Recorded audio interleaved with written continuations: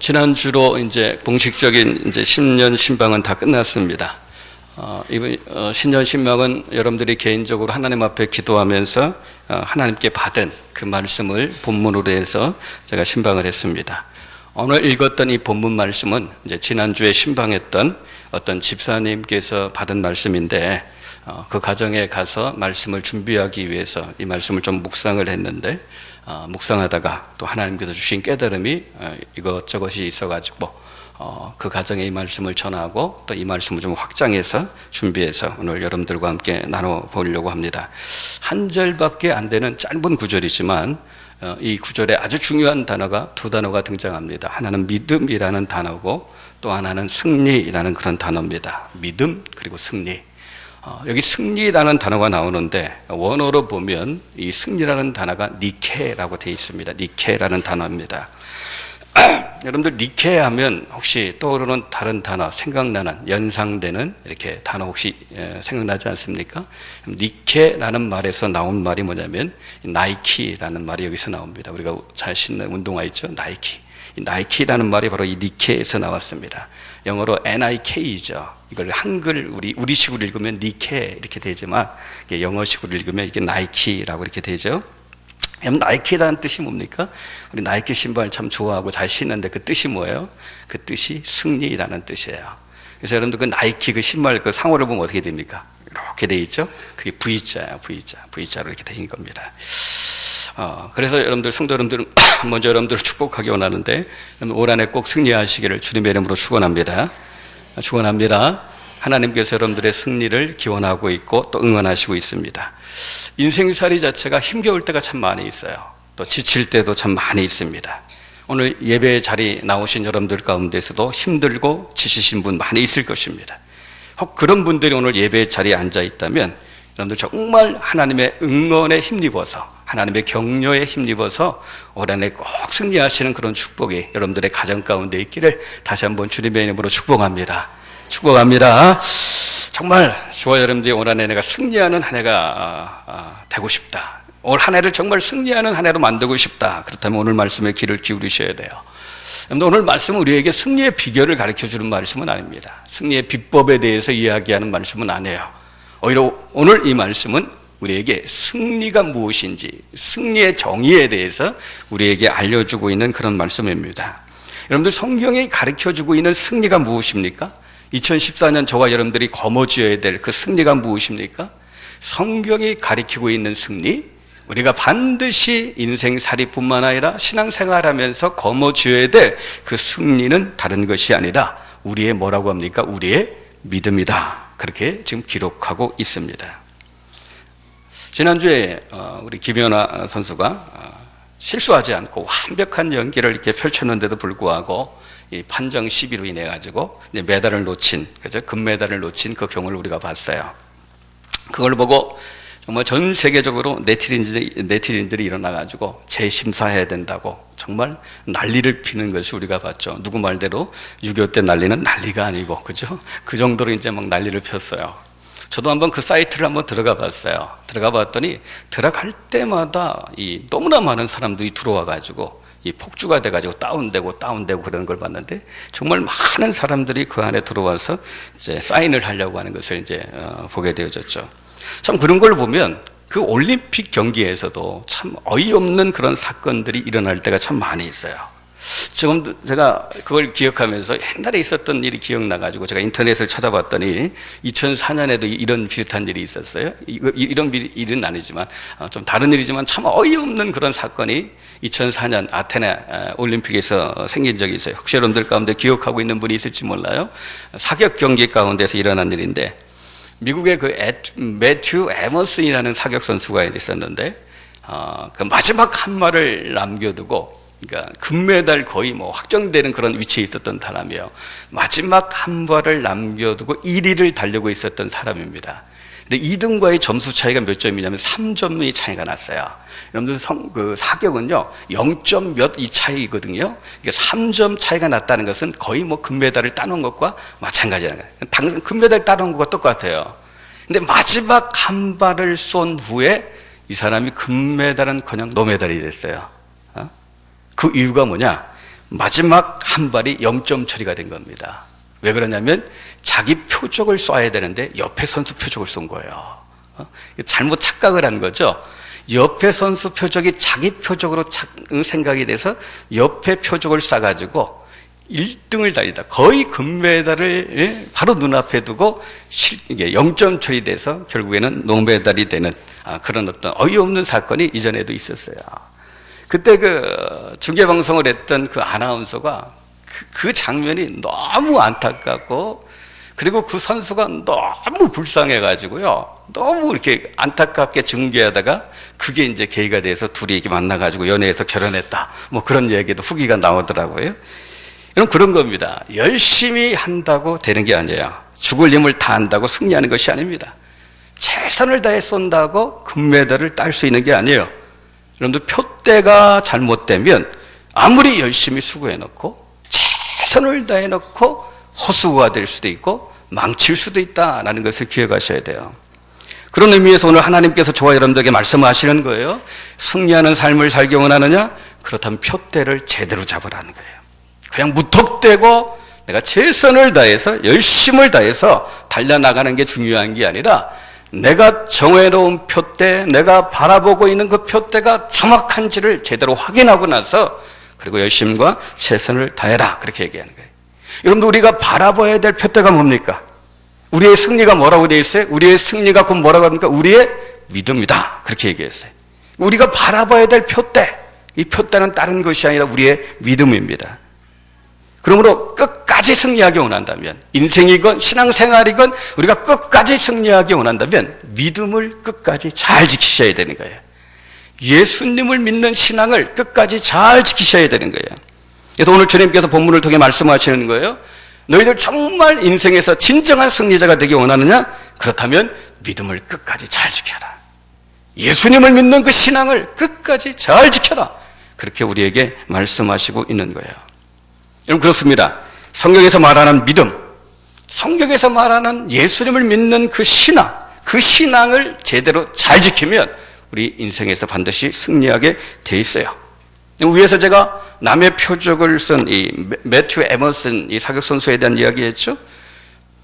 우리 인생 가운데는요, 우리 신앙생활 가운데는 그런 일이요, 비일비재하게 일어날 수 있어요. 우리도 에머슨처럼 열심히 하긴 하는데, 최선을 다해서 하긴 하는데 엉뚱한 표적을 쏘는 경우가 우리에게 있을 수 있어요. 표적은 표적인데 내 표적이 아니라 남의 표적을 쏘는 것처럼 신앙처럼 보이는데 그래서 내가 그 일을 위해서 열심히 했는데 최선을 다했는데 나중에 보니까 신앙이 아닌 것들, 믿음처럼 보였는데 그래서 그 일을 위해서 내가 땀을 흘리고 수고했는데 나중에 보니까 믿음이 아닌 것들이 우리에게 있을 수가 있어요. 여러분, 그러면 어떻게 인생이 헛수고하는 거예요. 인생이 망하는 겁니다. 그래서 오늘은요, 정말 세상을 이기는 우리의 승리는 이것인데 우리의 믿음이라. 정말 믿음이 있으면요, 승리하게 돼 있어요.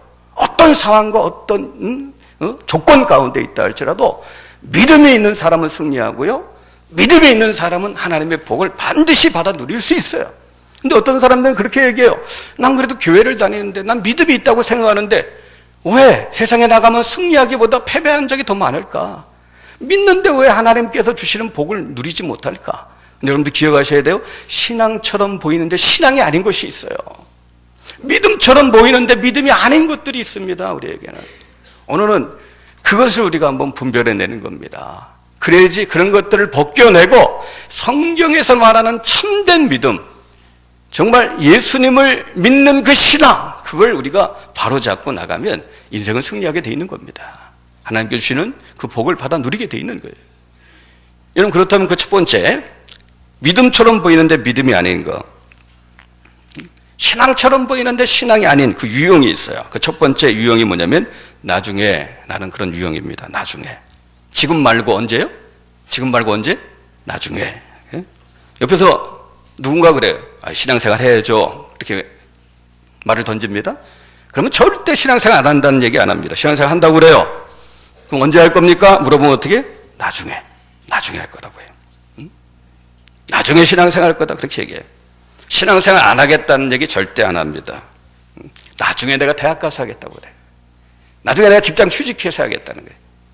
나중에 좀 자리 좀 잡고 돈 좀 벌고 나서 나중에 내가 신앙생활 하겠습니다. 나중에 내가 열심히 섬기겠습니다. 여러분들 기억하십시오. 그 나중에 유형은 진짜 신앙이 아닙니다. 신앙처럼 보이는데 신앙이 아닌 유형, 그게 바로 나중에 나는 그런 신앙이에요. 예전에 그 신문에서 그런 칼럼을 읽은 적이 있어요. 한국에서 가장 큰 종교가 뭐냐? 한국에서 가장 큰 종교가 뭐냐? 여러분들은 한국에서 가장 큰 종교가 뭐라고 생각합니까? 가장 큰 종교가 뭐냐? 기독교? 기독교 아닙니다. 이전엔 기독교였는데 이제 기독교의 숫자가 계속 줄어들고 있어요. 불교? 불교도 아니에요. 그럼 천주교? 천주교도 아닙니다. 그분이 대답하기에 뭐냐면 한국에서 가장 큰 종교는 대학교래요. 대학교가 가장 큰 종교다. 그분이 그렇게 이야기해요. 기독교도 아니고 불교도 아니고 천주교가 아니라 대학교. 참 처음 읽을 때는 엉뚱했죠. 아니 교자만 들어간다고 이 종교냐? 그럼 한강철교도 종교에게. 근데 이분이 쓴 글을 읽어내다 보니까 참 이해가 가는 거예요. 오죽하면 여러분들 우리가 심심풀이 쓰는 말 가운데 뭐 산에 가면 산삼이 있고 바다에 가면 해삼이 있고 집에 가면 뭐가 있어요? 고삼이 있다. 뭐 그런 얘기하죠. 그만큼 이게 고삼이 심각한 사회적인 문제로 지금 대두하고 있는 거예요. 그러니까 집안에 고삼 한 명이 있으면요, 그 가정의 삶이 새롭게 시작된다. 그분이 그렇게 얘기해요. 마치 예수님이 우리 안에 들어오면 우리가 새로운 삶이 시작되는 것처럼 그 집안에 고3 한 명이 있으면 그 가정이 이전과는 전혀 다른 그런 삶이 시작된다. 그렇게 얘기해요. 그 가정 생활이 모두 다 고3을 중심으로 다시 재편된다 얘기해요. 마음도 그 고3한테 다 쏠리고 금전적으로도 그렇고 모든 것이 고3 중심으로 돌아가게 된다. 그런 이야기를 합니다.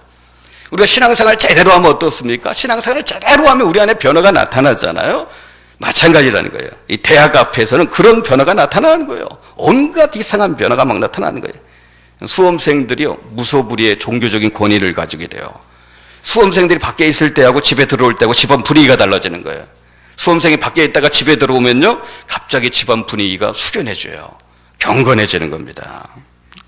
저 아는 어떤 분이 빌라에 사시는 그런 분인데, 어느 날 그 밑에 집에 살던 분이 자기 집에 이렇게 올라오더니 아주 예의 바르게, 그리고 아주 정중하게, 제발 좀 조용히 좀 해주세요. 아주 예의 바르게 정중하게 그렇게 이야기를 하더라고요. 왜냐하면 자기 집에 누가 있어요? 고3이 있기 때문에. 고3이 있으니까 제발 좀 조용하게 해주세요. 아주 예의 바르게 부탁을 하더래요. 근데 그때 그분이 뭐라고 있었냐면 화장실에서 전기 면도기로 면도를 하고 있었대요. 그거 하고 있는데 밑에서 올라와서 어떻게? 제발 조용히 좀 해달라. 그분이 고3의 그 부모의 마음을 이해하니까 그냥 넘어갔다. 그런 말을 하는 것을 들은 적이 있어요. 이런 걸 보면 대학교의 힘이 정말 대단한 것 같아요. 어떨 때는요, 그 대학이라는 것이 종교까지도 바뀌어요. 평상시에는 참 믿음이 좋게 보였던 분들도요, 대학 입시 앞에서는 신앙을 잠깐 보류하는 것을 저 많이 봤어요. 아이들에게 그래요. 야, 지금은 공부해라. 지금 공부할 때보다. 지금은 신앙보다도 공부가 더 중요한 때야. 교회는 좀 네가 못 나가는 아이 있어도, 네가 주일날 빠지고 학원 가는 아이 있어도 네가 대학 들어가야지 하나님 앞에 영광이 되지. 그러니까 지금은 좀 교회는 좀 두 번째 치고 우선 이제 공부부터 해야 된다 하면서 신앙을 뒤로 미루는 그런 분들 참 많이 봤어요. 근데 그런 분들은 그렇게 생각해요. 아니 뭐 신앙을 버리라는 얘기도 아니고, 그죠? 신앙을 버리라는 말도 아니고 신앙생활 하지 말라는 말이 아니라 우선 급한 불부터 꺼야 되니까 일단 대학 들어가서 그리고 나서 신앙생활 하라는 말인데 뭘 그런 말이 뭐 신앙 버리라고 하는 말과 같냐, 그렇게 따지는 분들이 있는데, 여러분들 기억하셔야 돼요. 통계적으로 보면요, 나중이라는 시간은 절대 오지 않습니다. 나중이라는 시간은 절대 존재하지 않습니다. 그냥 우리 부모의 입에 붙어있는 말이고요, 부모의 상상 속에 있는 그런 시간이지 절대 실제적으로 존재하는 시간이 아닙니다. 여러분, 나중은 오지 않습니다. 많은 경우 신앙인의 자녀들이 고3 때 개종을 많이 합니다. 어디서 개종해요? 어디로? 기독교에서 대학교로 개종을 참 많이 해요. 그런 아이들이 정말 1년 동안 신앙을 좀 보류하고 열심히 공부해서 좋은 대학 들어갔다고 생각해 보세요. 야, 이제 너 대학 들어갔으니까 이제 신앙생활 해야지. 그때 아이 입에서 나오는 말이 뭔지 아세요? 나중에요. 내가 대학 적응하려면 좀 시간이 필요하니까 대학 적응하고 나서요. 나중에요. 그 아이가 대학 적응했어요. 야, 이제 신앙생활 해야지. 엄마, 요즘 취업하기가 얼마나 힘든지 아세요? 나 취업이나 하고 났어요. 그리고 어떻게 해요? 취업 좀 또 열심히 해요. 취업하고 나면 또 어떡할까요? 야, 이제 직장 들어갔으니까 이제 교회 나와야지. 직장 적응하는 게 너무너무 힘들어요. 직장 적응하고 나서요. 나중에요. 또 그래요. 그러다가 이제 덜커덕 이제 남자 하나 사귀고 여자 하나 사귀면 또 연애 안 하고 정신이 없어요. 그럼 덜컥 결혼하죠? 결혼하면 또 덜컥 또 아기 낳죠? 그럼 나중이라는 시간은 결코 오지 않는다는 거 여러분들 기억하셔야 돼요. 어른들 중에서도 이렇게 말하는 분들이 참 많이 있어요. 예수님 믿으시죠? 그렇게 얘기하면 내가 지금 가봐야 무슨 도움이 되겠냐. 내가 좀 도움이 될 때 그때 내가 교회 가겠다. 자리 잡혀가지고 뭔가 교회에 도움이 될 때 내가 가겠다. 그렇게 이야기하는 분들이 있어요. 혹시 이 자리에 앉은 여러분들 가운데 혹시 이런 분이 있는지 모르겠는데, 여러분 그런 분들이 있다면 정말 제가 정확하게 여러분들에게 말씀을 드립니다. 우리 주님이 원하시는 것은 여러분들의 도움이 아닙니다. 도대체 누가 누굴 돕겠다는 겁니까? 신앙은 주님이 저와 여러분들을 도와주는 거지 우리가 주님을 돕는 게 아니에요. 자리 잡힐 때 믿는 게 그 신앙, 자리 안 잡힐 때 믿는 게 신앙이죠. 자리 다 잡고 나서 내가 뭔가 다 할 수 있을 때 그때 나오는 거 그건 신앙이 아닌 겁니다. 사랑하는 동역자 여러분, 나중에 라는 시간은 절대 오지 않습니다. 지금은 아니지만 내가 나중에 섬길게요. 지금은 아니지만 내가 나중에 잘 믿을게요. 이런 나중의 신앙은 나도 모르게 신앙을 지금 버리고 있는 거예요. 내가 신앙처럼 생각하는데 신앙이 아닌 유형, 그게 바로 나중의 신앙이에요. 여러분도 저와 여러분들의 이야기가 아니길 바랍니다. 우리들의 이야기가 아니길 바랍니다. 예? 우리 자녀들의 이야기가 아니길 바랍니다. 동역자 여러분, 예수님을 믿어야 되는데 언제 믿어야 돼요? 언제 믿어야 돼요? 지금 믿어야 되는 거예요. 예수님을 섬겨야 되는데 언제 섬겨야 돼요? 지금 섬겨야 돼요. 상부 한격에 따지지 말고 나중에 신앙은 신앙 아니에요. 지금 믿고 지금 섬기고 지금 예배를 드려야 되는 거예요. 두 번째로요, 신앙같이 보이는데 신앙이 아닌 것이 있어요. 그 유형이 뭐냐면 두 번째, 말 그래도 두 번째 유형입니다. 이건 무슨 말입니까? 이전에 그 교회 다니는 그 청년들에게 한 단체에서 이제 결혼 배우자에 대해서 설문조사를 한 적이 있어요.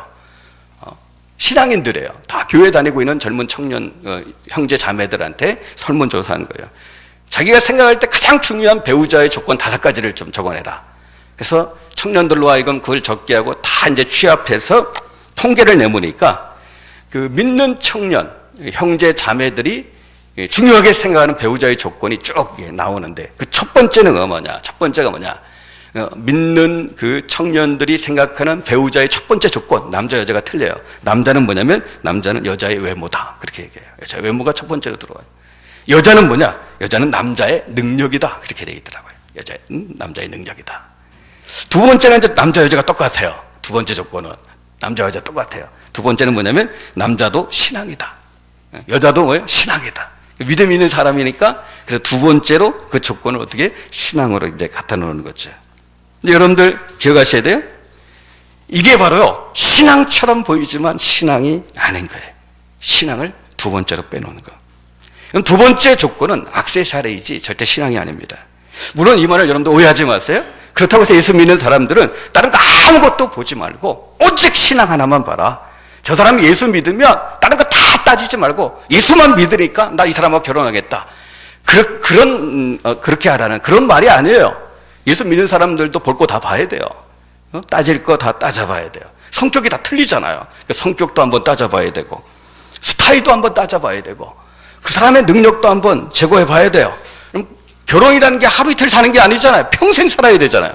평생 같이 살아야 될 사람이기 때문에 꼼꼼하게 잘 살펴봐야 돼요. 성격도 따져보고 스타일도 따져보고 능력도 따져보고 외모도 내가 좀 호감을 갖고 있는 그런 외모인지 그것도 다 따져봐야 돼요. 근데 따져보니까 다 괜찮아요. 이 사람 성격도 괜찮고 스타일도 괜찮고 능력도 괜찮고 외모도 뭐 내가 생각하는 그런 외모 다 괜찮아요. 근데 딱 하나 걸리는 게 있어요. 그게 뭐냐면 신앙이 없는 거예요. 그럼 여러분 그때 어떻게 해야 됩니까? 다른 게 다 괜찮으니까 신앙 하나 없는 거 빼놓고 다른 거 다 괜찮으니까 그럼 그때 어떻게 해야 돼요? 그때는요 결혼을 심각하게 재고해 봐야 되는 거예요. 다른 거 다 갖추고 있는데 내가 저 사람과 결혼하면 나의 신앙생활이 위험할 것 같다. 내가 저 집에 들어가서 시집살이 하면 제대로 신앙생활 할 수 없을 것 같다. 그런 어떤 생각이 든다면 그때는 그걸 접어야 되는 거예요. 여러분, 신앙이라는 게 여러 기준 중에 한 가지가 되면 안 돼요. 신앙이라는 게 여러 기준 중에 한 가지가 되면 안 돼요. 내가 이것을 선택할 것인가, 선택하지 말아야 될 것인가, 내가 그 길을 갈 것인가, 그 길을 가지 말아야 될까, 그걸 내가 생각하고 있는데 이런저런 조건과 기준들이 나타나는데, 신앙을 여러 기준 중에 하나로 생각하면 우리가 좋을 대로 선택을 하겠죠. 그러나 신앙은 여러 기준 중에 한 가지가 아니라 내가 그것을 선택할 것인가 말 것인가, 내가 그 길을 갈 것인가 가지 말아야 될 것인가를 결정할 때 가장 결정적인 기준이 되어야 될 것, 그게 뭐예요? 그게 신앙이 되어야 되는 거예요. 그 신앙이 성경에서 말하는 신앙인 거예요. 우리의 승리는 이것이니 우리의 믿음이라. 그 믿음이 바로 이거예요. 여러 기준 중에 한 기준이 신앙이 아니라 그 일을 해야 되느냐 말아야 되느냐를 결정하는 가장 결정적인 기준, 가장 큰 영향을 미치는 기준, 그게 바로 신앙인 겁니다. 직장을 선택할 때도 마찬가지입니다. 사장님이 장로님이니까 무조건 가야 된다, 그러면 안 돼요. 직장을 선택할 때 어떻게 해요? 내 전공과 맞는지 안 맞는지 따져봐야 되는 거예요. 내 적성과 맞는지 안 맞는지 따져봐야 되는 거예요. 월급을 좀 많이 주는데인지 아닌지. 이왕이면 월급 많이 주는 데가 좋죠. 월급 적게 주는 것보다 월급 많이 주는 데가 좋잖아요. 다 따져봐야 되는 거예요. 그리고 나서 고르고 또 골라야 되는 거예요. 그래서 정말 따져보고 그래서 고르고 골랐어요. 정말 괜찮은 그런 직장이에요.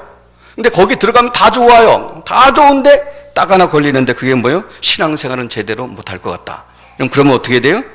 그때요, 정말 승리하는 인생을 살기 원한다면, 정말 승리하는 인생을 살기 원한다면, 정말 이 하나님의 말씀이 가리키고 있는 그 복을 나의 복으로 받고 싶다면, 그때는 어떻게 해요? 직장의 모든 조건이 다 좋아도 신앙 하나가 걸리면 포기해야 되는 거예요. 그게 성경에서 말하는 신앙이라는 거예요. 세상을 이기는 승리는 우리의 믿음인데, 이 믿음은 신앙처럼 보이는 그 신앙이 아니에요. 믿음처럼 보이는 그 믿음이 아니에요. 성경에서 말하는 믿음이에요. 성경에서 가르쳐주고 있는 우리의 신앙입니다. 믿음 갖고 타협하면 안 되는 겁니다. 어떤 상황과 환경이든지 담대하게 타협하지 말아야 되고, 그 신앙을 지킬 수 있는 사람이 인생의 진정한 승리자가 되는 거예요. 사랑하는 동역자 여러분, 정말 인생의 승리자가 되기 원한다면 어떤 경우에서도 믿음을 지켜야 되는 거예요. 우리 믿음은 그런 만한 가치가 있는 겁니다. 여러분, 살다 보면 포기할 수 있는 것도 있고 포기할 수 없는 것이 있어요. 살다 보면 잃어버려도 괜찮은 것이 있고 잃어버려서는 절대 안 되는 것이 있어요. 우리의 믿음은 절대 포기할 수 없는 거고, 우리의 믿음은 절대 잃어버려서는 안 될 고귀한 가치가 있는 게 그게 믿음입니다. 다른 조건 다 맞아도 신앙이 맞지 않는다. 그렇다면 과감하게 떨어버릴 수 있는 사람이 되셔야 돼. 그 사람이 인생의 승리자가 되는 겁니다. 그런 사람에게 하나님은 승리의 영광을 허락해 주시는 거예요. 그럼 우리 여러분들 축복합니다. 절대로 타협할 수 없는, 절대로 건드릴 수 없는 불가침 영역에 여러분들의 신앙을 두셔야 되는 거예요. 어떤 결정을 하든 그 결정의 가장 결정적인 기준, 최우선의 그 기준은 여러분들의 신앙이 되셔야 돼요. 그럴 때 우리의 승리는 이것이니 우리의 믿음이라. 그 믿음이 우리의 삶을 통해서 역사하기 시작하는 겁니다. 마지막 세 번째로요, 신앙같이 보이는데 신앙이 아닌 것. 그 세 번째가 뭐냐면, 이 신앙을 목표로 삼는 게 아니라 수단으로 삼는 그런 경우입니다. 어떻게 보면 참 분간하기 쉽지 않은 그런 유형이에요. 믿음이 목표가 아니라 수단인 그런 경우. 여러분들, 믿는 사람들은 참 그런 말을 참 많이 하죠. 설교자인 저도 그런 말을 참 많이 했던 것 같아요. 믿음으로 승리하세요. 그런 말을 참 많이 해요. 삶에 어려움이 있습니까? 믿음으로 승리하시길 바랍니다. 삶에 난관이 있습니까? 믿음으로 극복하시길 바랍니다. 참 그런 말들 참 많이 하죠. 근데 오늘 본문 말씀 보면 그런 말씀의 내용은 아닌 것 같아요. 믿음 따로 승리가 이렇게 따로 있는 게 아니에요. 믿음 따로 승리가 따로 있는 게 아니라 오늘 본문의 말씀은 믿음 그 자체가 승리인 거예요. 믿음 그 자체가 승리예요. 그러니까 믿음이라는 것은 내가 승리를 거머쥐기 위해서 필요한 수단이 아니라 믿음 그 자체가 승리다. 성경은 우리에게 그렇게 이야기하고 있는 거예요. 여러분들, 믿음이 수단인 사람은요, 결과가 좋으면, 자기에게 나타난 그 결과가 좋으면 승리한 인생이라고 착각을 합니다. 그러나 결과가 안 좋으면 승리한 인생이라고 생각하지 않아요. 그러나 믿음 자체가 목표인 사람은 결과가 상관없어요. 상황이나 환경이 상관없습니다. 예수를 믿는 그 신앙을 지키는 것 자체를 승리다, 그렇게 생각하는 거예요. 결과가 아무리 좋아도요, 신앙을 지키지 못했다면 승리한 인생이 아니에요. 근데 나에게 나타난 결과가 너무 힘들고 어렵다 할지라도 믿음을 지키면 그 사람은 승리한 사람이 되는 거예요. 그럼 다니엘과 다니엘의 세 친구를 한번 보세요. 다니엘과 다니엘의 세 친구, 결과는요, 푸른 숲속에 들어갑니다. 사자굴 속에 들어가요. 결과는 그렇게 나타났다 할지라도 그들이 뭘 지킵니까? 신앙을 지켜요. 신앙을 지켰는데 푸른 숲속에 들어가고 사자굴 속에 들어가요. 그 결과는 별로 좋지 않아요. 그러나 신앙을 지킨 그 자체가 승리가 되는 거예요. 그들이 만약에 믿음을 버려서 결과가 푸른 숲속에 들어가지 않고 사자굴 속에 들어가지 않으면 결과가 세상적으로 볼 때 더 좋죠. 그러나 세상적으로 볼 때 결과가 더 좋다 할지라도 신앙을 포기했기 때문에 그건 승리가 아닌 것인 겁니다. 가끔 간증을 들으면요, 참 감동적인 간증이 참 많이 있어요. 참 큰 어려움이 있었는데 믿음으로 승리한 그런 간증 이야기, 사업이 다 망했는데 믿음으로 다시 그 사업을 일으키고 복받은 그런 이야기. 거의 간증 구조가 그런 패턴이죠. 어려움이 있었는데, 실패가 있었는데, 큰 낭패가 있었는데 믿음으로 이렇게 승리했다, 믿음으로 이렇게 복을 받았다, 그런 패턴으로 간증을 참 많이 해요. 근데 하나님 보실 때 그것보다 더 보석과 같이 보는 간증이 있어요. 근데 이런 간증은 별로 방송을 타지 않아요. 이런 간증은요, 간증 집회표로 나오지도 않는 것 같아요. 어떤 간증이죠? 예를 들면 그런 거죠. 저는 고3 때 정말 믿음으로 살다가 대학에 떨어졌습니다. 저는 사업을 하는데 정말 주님 뜻대로, 정말 믿음으로 사업하다가 내 사업 다 망했습니다. 정말 저는 주님 뜻대로 내 인생 살다가 내 인생이 세상적으로 볼 때 C급 인생으로 내 인생 끝났습니다. 이런 얘기를 하면 사람들은 그 뒤에 또 뭐가 나오지 않을까 기대를 해요. 그죠? 뭔가 내가 이렇게 됐지만 결국 대박이 터졌다, 그런 말이 나오기를 기대하는데, 그런 말 안 나오는 간증들이 얼마나 많을지 몰라. 정말 이 세상에서 믿음으로 살다가요, 정말 손해보고, 그죠? 망하고, 그죠? 안 되고, 안 풀리고, 땅에 떨어지고, 밑바닥에 떨어지는 그런 분들이 참 많이 있어요. 그런 간증이 하나님 앞에서 보석과 같은 간증인 것을 기억하셔야 돼요. 믿음으로 병을 이겨낸 사람 많죠. 귀한 간증이에요. 그럼 그것만큼 귀한 간증이 뭡니까? 병 중에서도 믿음을 지키는 간증입니다. 병이 낫는 것이 아니라 병을 짊어지고 사는데도 불구하고 믿음을 지키는 간증.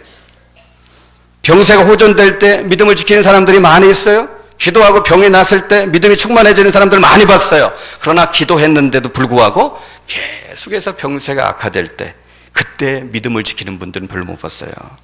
정말 계속해서 어려움이 생기고 힘든 일이 생기는데 그 안에서 믿음을 지키는 사람들은 그렇게 많이 보지 못했어요. 그러나 정말 하나님 앞에서 보석 같은 사람은 그 어떤 경우에도 믿음을 지키는 사람이에요. 병이 낫거나 상황이 좋아지면 믿음이 충만해지고, 병이 약화되고 상황이 어려워지면 믿음이 떨어지는, 그럼 그런 사람들은 믿음을 수단으로 사용하는 사람들이에요. 믿음을 수단으로 사용하는 사람. 믿음 자체가 목표가 아닌 사람이에요.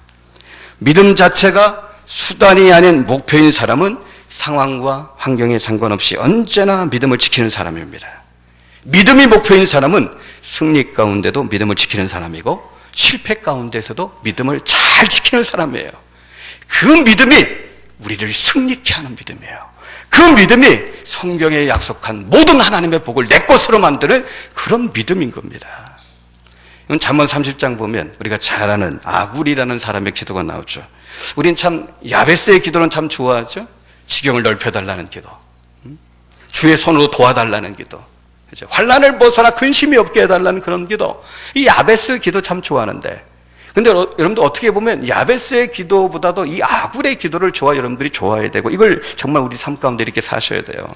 여러분들 아굴이 어떻게 기도합니까? 이 잠언에 나오는 그 30장에 나온 아굴이 어떻게 기도하죠? 잠언 30장 7절, 8절, 9절 보면 합니다. 7절 보면요, 이렇게 기도하죠. 내가 두 가지 일을 주께 구하였사오니 내가 죽기 전에 내게 거절하지 마시옵소서. 아굴이 평생 동안 기도한 중요한 기도 제목 두 가지가 있는 거예요. 우리처럼 뭐 수십 가지, 수백 가지가 있었던 게 아니라 정말 목숨 걸고 평생 동안 했던 두 가지 기도 제목이 있습니다. 그게 8절에 나오죠. 8절을 보면 곧 헛된 것과 거짓말을 내게서 멀리 하옵시며 나를 가난하게도 마옵시고 부하게도 마옵시고 오직 필요한 양식으로 나를 먹이시옵소서. 첫 번째 기도의 제목이 뭡니까? 헛된 말과 거짓말을 내게서 멀리하게 하옵소서. 그럼 이렇게 기도하시는 분이 있습니까? 일생 동안 하나님 내가 거짓말하지 않고 살게 하옵소서. 이것이 여러분들의 가장 중요한 기도의 제목인 분 있습니까? 아굴의 첫 번째 기도 제목은 이 기도 제목이에요. 평생 동안 죽기까지 거짓말하지 않게 하옵소서. 이 기도합니다. 두 번째로 또 어떻게 기도합니까? 그 두 번째 기도가 뭐예요? 나로 어떻게 가난하게도 마옵시고, 그 다음에 어떻게 부하게도 마옵시고. 하나님 나 부자 되게도, 부자 만들지도 마시고 그렇다고 또 가난하게도 만들지 마옵소서. 그렇게 기도합니다. 부자 부자 되게 하지 말라고 기도해요. 여러분 왜 이렇게 기도합니까? 왜? 돈 많이 벌어서 부자 되게 하옵소서 이렇게 기도하지 않고 하나님 나 부자 되기 싫습니다. 부자 되지 않게 해 주십시오. 이렇게 기도하는 이유가 뭐예요? 이유는 한 가지예요. 신앙 때문에. 신앙. 갑자기 돈 많이 생겼다. 갑자기 돈 많이 벌어서 부자가 돼가지고요. 교만해서 배불러서 하나님 잃어버릴까 봐. 여러분들 가운데 혹시 부자 되게 해달라고 기도하시는 분이 있다면 정말 심사숙고하고 내가 이 기도를 계속 해야 될지 말아야 될지를 좀 심사숙고하십시오. 내가 정말 그릇이 되는 건지 정말 부자 되게 해줘도 겸손하게 내가 하나님을 섬길 만한 그런 그릇이 됐는지 살펴보시고 그런 기도하셔야 돼요. 부자 만들어 달라고 기도하지 않았어요. 그러면서 또 가난하게도 하지 말라고요. 왜? 가난하게 돼서 내가 또 하나님을 또 원망하고 불평하고 또 신앙 잃어버릴까 봐. 목표는 한 가지예요. 신앙 때문에 이런 기도하는 거예요. 신앙 잃어버릴까 봐. 신앙이라는 표대를 잃어버릴까 봐. 하나님 나 부하게도 하지 마시고 가난하게도 마시고 오직 필요한 양식으로, 예수님이 가르쳐준 일용한 양식이죠. 그저 하루하루 살아갈 수 있는 일용한 양식만 저에게 주십시오. 저 부자 만들려고도 하지 마시고요. 그렇다면 너무 가난하게도 만드십시오. 하나님 혹시 제가 부자 돼가지고 혹시 돈이 너무 많아서 하나님을 버릴 것 같으면요, 제가 어제 사둔 그 주식 반토막 되게 하시고 내가 사둔 땅 그것도 반토막 되게 하시고, 그래서 내가 하나님 앞에 더 가까이 나가게 해주십시오. 그렇게 기도하는 거죠. 하나님, 그리고 또 내가 너무 가난하면 또 내가 신앙 버릴 수도 있으니까 내가 너무 힘들고 너무 가난하면 잠잘 때 꿈속에서 숫자 6개만 좀 보여주세요. 웃는 분들은 뭔지 알죠? 대부분은 잘 모르시는 분들 같아요. 믿음이 좋으신 분들 같아요. 로또, 그죠? 숫자 6개. 저는 아마 평생 죽을 때까지 로또는 안 할 것 같아요. 죽을 때까지 로또는 안 할 것 같아요. 왜 그런가? 자신이 없어요. 맞을까봐. 6개. 맞을까봐 정말 자신이 없어요. 뒷감당 못할 것 같아요. 그래서 저는 아마 평생 아마 로또는 사지 않을 것 같다, 그런 생각을 좀 해봅니다. 그런데 이 아굴의 기도 너무 이렇게 멋있지 않습니까?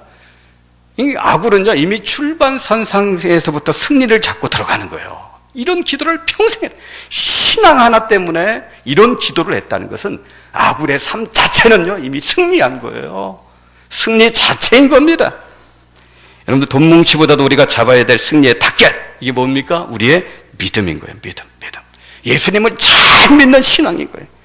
그 신앙이 저와 여러분들을 영광스러운 승리자로, 하늘의 복을 누리는 자로 만들어 주시는 거예요. 미국에 아주 유명한 교회 세들백 교회 있죠? 거기 릭 워렌 목사님이 그런 말을 했어요. 우리 인생이 뭐냐? 우리 인생은 테스트다 그래요. 테스트. 우리 인생은 본게임이 아니다. 이 땅에서 저와 여러분들이 살아가는 이 인생은 본게임이 아니라는 거예요. 테스트예요. 테스트. 무슨 테스트예요? 우리가 영원한 삶에 들어갈 때, 하늘나라 영원한 삶에 들어갈 때 어떤 모습으로, 어떤 지위에서 그 영원한 삶을 시작하게 될 것인가, 그걸 결정하는 그 테스트가 이 땅에서 우리의 삶이라는 거예요. 이 땅에서 우리의 삶이 그게 시험이고 하나님 보시는 시험이고 하나님 보시는 테스트예요. 이 땅에서 어떻게 사느냐가 이제 우리가 영원한 세계에 들어가서 어떤 모습으로, 어떤 지위에서 살 것인가 결정이 된다. 그러기에 여러분들, 이 땅에서 저와 여러분들이 믿음을 잘 지키셔야 되는 거예요. 예수님을 믿는 신앙을 잘 지켜야 될 이유가 여기 있는 거예요. 이 믿음을 잘 지키는 인생이 하나님 앞에 가장 고귀한 인생이 되는 거예요. 성경에서 말하는 이 믿음을 잘 지키는 사람이 믿음의 복을 다 누리는 거고요, 이 사람이 진정한 인생의 승리자가 되는 겁니다. 오늘 말씀 뵙습니다. 우리 사랑하는 동역자 여러분, 인생 전체에서 승리하시길 바랍니다. 승리하시길 축원합니다. 여러분, 나이키 신발을 볼 때마다 승리를 기억하시기 바랍니다. 하나님이 저와 여러분들의 승리를 응원하고 있다는 것을 기억하시기 바랍니다. 성경적인 믿음, 성경적으로 예수님을 믿는 신앙을 잘 지키시기 바랍니다. 여러분, 신앙처럼 보이지만 신앙이 아닌 것들이 우리 가운데 있어요. 그거 다 벗겨내셔야 돼요. 그럼 나중에 신앙은 절대 신앙이 아닙니다. 지금 믿어야 되고 지금 섬겨야 되는 거예요. 그리고 예수 믿는 신앙은 그 어떤 것과 타협하면 안 됩니다. 여러분, 신앙은 여러 가지 조건 중에, 여러 가지 기준 중에 한 가지가 되면 안 돼요.